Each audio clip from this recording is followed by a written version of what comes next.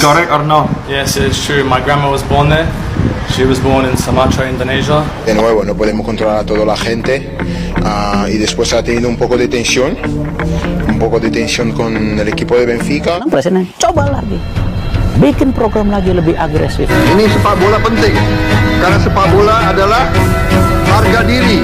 Pemain naturalisasi timnas Indonesia Dian James akhirnya bisa kembali membela klubnya Go Ahead Eagles setelah terkena skandal paspor. Dia menjadi pemain naturalisasi kelahiran Belanda pertama yang dijegal setelah NAC Breda melaporkannya ke KNVB. NAC Breda menganggap Dian James adalah pemain asing non-Uni Eropa yang membuatnya tidak sah bermain untuk Go Ahead Eagles. Sang pemain seharusnya dibayar 600.000 euro atau setara 11,8 miliar rupiah per musim dengan statusnya sebagai pemain Indonesia. Dian James akhirnya kembali tampil setelah sempat terseret dalam skandal yang dikenal dengan sebutan Passport Gate di Liga Belanda ini. Kasus yang sempat menghebohkan sepak bola Belanda itu membuatnya tidak bisa bermain maupun berlatih bersama tim selama 2 pekan. Dian James menjadi pusat perhatian setelah NAC Breda melayangkan protes kepada KNVB terkait status kewarganegaraannya. Klub tersebut meminta investigasi karena menduga James kehilangan kewarganegaraan Belanda setelah memperoleh kewarganegaraan Indonesia, sehingga dianggap tidak memenuhi syarat untuk bermain. Situasi itu membuat James berada dalam kondisi sulit, terlebih ia mengaku tidak mengetahui apa yang sebenarnya terjadi ketika isu tersebut mencuat ke publik. Ia bahkan baru mengetahui kabar tersebut dari Direktur Teknik Go Ahead Eagles, Mark van Hintum. Setelah itu, dia baru tahu bahwa pemberitaan tentangnya sudah ramai baik di Belanda maupun di Indonesia. Dia menarik saya keluar dari gym dan mengatakan bahwa NAC telah mengajukan pengaduan, kata Dian James dikutip dari laman ESPN, Minggu 12 April 2026. 2 jam kemudian berita itu muncul di media. Saya tidak tahu apa yang terjadi. Saya tidak tahu apa-apa tentang itu, kata Dian James.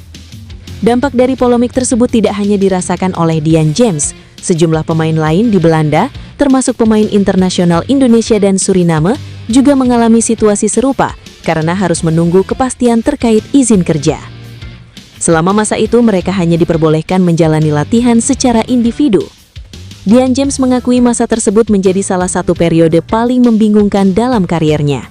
Bahkan Dian James menggambarkan situasi yang dialaminya seperti kembali ke masa pandemi COVID-19 ketika aktivitas pemain dibatasi secara ketat.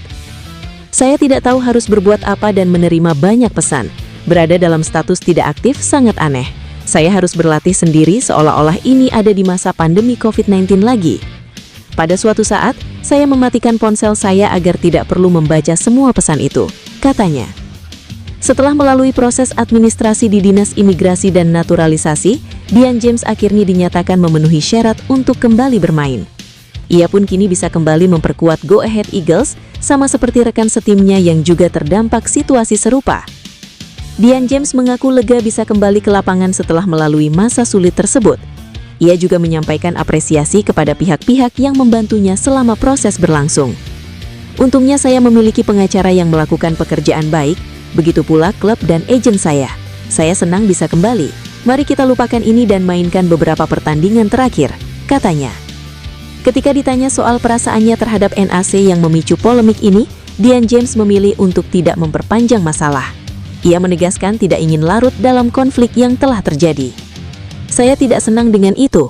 Sudahlah, cukup sampai di situ saja, katanya. Dian James pun kembali membela Go Ahead Eagles dalam laga lanjutan Liga Belanda dengan melawan FC Groningen, Minggu 12 April 2026 dini hari WIB. Klub pun menahan imbang tim tuan rumah dengan skor 0-0. Hasil ini membuat Go Ahead Eagles tertahan di peringkat 11 dengan raihan 36 poin di laga pekan ke-30 Liga Belanda. Bek muda tim Gapens akhirnya kembali menghirup udara lega setelah terbebas dari polemik Passport Gate yang sempat mengganggu kariernya. Pemain berusia 20 tahun itu kini sudah diizinkan kembali bermain bersama FC Emmen usai mendapatkan izin tinggal sementara di Belanda hingga 2031. Kabar tersebut disambut penuh rasa syukur oleh Gapens. Ia mengaku sempat berada dalam situasi yang sulit ketika status kewarganegaraannya dipertanyakan. Saya bangun pagi dengan perasaan sangat bahagia. Saya bisa kembali menjadi pesepak bola dan kembali ke klub. Kasus yang menjeratnya bermula dari keputusan untuk menjalani naturalisasi menjadi warga negara Indonesia pada 2025. Saat itu ia tidak menyadari bahwa langkah tersebut berpotensi membuatnya kehilangan status sebagai warga negara Belanda, mengingat kedua negara sama-sama tidak mengakui kewarganegaraan ganda. Geypens mengakui kurangnya pemahaman menjadi faktor utama. Saya tidak benar-benar mendalami konsekuensinya. Itu kesalahan saya sendiri, katanya. Meski begitu, ia menegaskan tidak menyalahkan pihak lain, seperti federasi atau agennya. Situasi semakin pelik ketika ia menyadari secara hukum bisa dianggap ilegal di negara tempat ia lahir dan besar. Itu menjadi pengalaman yang tidak pernah ia bayangkan. Kini ia masih menunggu kepastian apakah dapat kembali memperoleh status sebagai warga negara Belanda tanpa harus kehilangan kewarganegaraan Indonesia. Di sisi lain terdapat kejanggalan dalam sistem administrasi. Geypens mengaku masih dapat mengakses layanan digital pemerintah Belanda yang menunjukkan datanya masih tercatat. Ini menandakan adanya perbedaan status hukum dan sistem digital yang belum sepenuhnya sinkron. Di tengah polemik itu, fokus Geypens kini kembali ke lapangan. Ia menyebut kondisi fisiknya tetap terjaga meski sempat absen dan hanya butuh sedikit waktu untuk mengembalikan sentuhan bermainnya. Kedepan, pemain keturunan Indonesia ini juga berpeluang mendapatkan perpanjangan kontrak dari FC Emmen. Dengan statusnya yang baru, ia kemungkinan tidak lagi terikat aturan gaji minimum untuk pemain non-Uni Eropa, sehingga membuka jalan bagi kelanjutan kariernya di Belanda. Saya ingin membalikan keadaan, bukan lagi dibicarakan karena masalah di luar lapangan, tapi karena performa saya, tegasnya. Kini setelah melewati masa sulit, Geypens bertekad membuktikan diri dan kembali fokus meniti karier profesionalnya, baik di level klub maupun bersama timnas Indonesia. Kabar baik datang dari Liga Belanda. Skandal pelanggaran status kewarganegaraan atau Passport Gate yang menjerat 4 pemain naturalisasi Indonesia dilaporkan sudah menemukan titik terang. Sejumlah laporan resmi dari klub dan media Belanda menyebut keempat pemain Indonesia, yakni Dian James Go Ahead Eagles, Nathan Choi Oen, William Tu, tim Geypens FC Emmen, dan Justin Hubner Fortuna Sittard sudah diperbolehkan masuk ke dalam skuad klub masing-masing. Sebelumnya, karena terjerat skandal Passport Gate, Dian James dan ketiga kompatriotnya terpaksa harus dikeluarkan dari skuad klub. Mereka harus absen membela klub sejak skandal paspor ini mencuat di media Belanda sejak Maret lalu. Jangankan tampil, untuk berlatih bersama rekan satu klub saja tak boleh. Keputusan itu diambil masing-masing klub lantaran menunggu penyelesaian masalah tersebut, sekaligus menghindari kemungkinan sanksi dari operator liga dan federasi sepak bola Belanda. Lewat siaran berita resmi, klub Eerste Divisi atau divisi kedua Belanda FC Emmen mengumumkan tim Geypens sudah kembali berlatih bersama rekan-rekannya di lapangan. Menurut laporan klub berjuluk The Cannibals itu sebut, Geypens sudah mengantongi izin tinggal sementara yang berlaku sampai 2031. Tim Geypens diizinkan kembali bekerja sebagai pemain sepak bola di Belanda, bunyi kalimat yang dikutip dari situs resmi FC Emmen. Klub Eerste Divisi lainnya, William Tu, juga merilis informasi serupa. Klub berjuluk Tricolores itu mengumumkan, Nathan Choi Oen telah mendapatkan izin kerja yang diperlukan sesuai regulasi. Wahalsil, bek kiri 24 tahun itu, sudah diperbolehkan masuk ke sarana pelatihan jelang laga berikutnya William Tu kontra Almere Ahad, 12 April 2026. Tion Oen sekali lagi memenuhi syarat untuk bermain dalam pertandingan mendatang, bunyi pernyataan resmi klub yang bermarkas di Stadion Koning William Tu itu. Dari klub Eredivisie, Go Ahead Eagles menyatakan bahwa Jaksa Independen Sepak Bola Profesional KNVB telah menyelesaikan penyelidikan terhadap pemainnya, Dian James dan Richonel Margaret Surinama. Hasilnya tak ada sanksi disiplin yang dijatuhkan kepada pemain dan klub. Jaksa pemain profesional yang memutuskan untuk tidak menjatuhkan sanksi disiplin karena baik pemain maupun klub tidak mengetahui konsekuensi otomatis dari pengambilan kewarganegaraan selain Belanda, tulisnya. Karena itu, Dian James dan Richonel Margaret bakal masuk skuad dan tersedia untuk laga tandang melawan Groningen pada Ahad nanti. Meski begitu, klub masih dalam status waspada lantaran klub yang pertama melaporkan skandal Passport Gate, NAC Breda, tidak menerima keputusan Jaksa Independen KNVB yang membebaskan Dian James dari hukuman disiplin. Mereka merasa dirugikan dan akan mengajukan banding yang bisa mempengaruhi hasil pertandingan, termasuk potensi degradasi. Klub Fortuna Sittard juga mengumumkan dua pemain mereka, Justin Hubner dan Justin Lonwijk Surinama, juga telah memenuhi syarat untuk tampil lagi di pertandingan resmi kompetisi. Klub berjuluk Fortunezen itu pun bisa menurunkan Hubner dan Lonwijk di laga berikutnya. Skandal pelanggaran status kewarganegaraan ini bermula ketika klub NAC Breda mengajukan banding ke Federasi Sepak Bola Belanda atau KNVB soal kekalahan telak dari Go Ahead Eagles 0,6 dalam lanjutan Eredivisie pada 15 Maret lalu. Klub NAC keberatan lantaran Go Ahead Eagles memainkan Dian James yang sudah beralih ke warganegaraan Indonesia. Timnas Indonesia kembali menjadi sorotan setelah debutnya pelatih anyar, John Hartman. Meski gagal meraih juara FIFA Series 2026, namun ajang ini menjadi debut yang manis bagi pelatih John Hartman. Namun strategi yang disusun oleh Coach John membuat banyak orang tertipu, sebab strateginya sangat berbeda dari dua pelatih Garuda sebelumnya. Mantan kapten sekaligus legenda Timnas Indonesia Firman Utina menjelaskan bahwa terdapat perbedaan mencolok dari strategi yang telah disusun oleh John Hartman. Kapten utama era pelatih Alfred Riedel ini menjelaskan ia terkesan dengan pertandingan Indonesia melawan Bulgaria. Ia melihat ada perbedaan mencolok dari dua pelatih Timnas Indonesia sebelumnya, yaitu Patrick Kluivert dan Shin Tae-yong. Kalau saya melihat pertandingan yang seru itu pertandingan Indonesia melawan Bulgaria. Itu pertandingan yang kita Ngeri.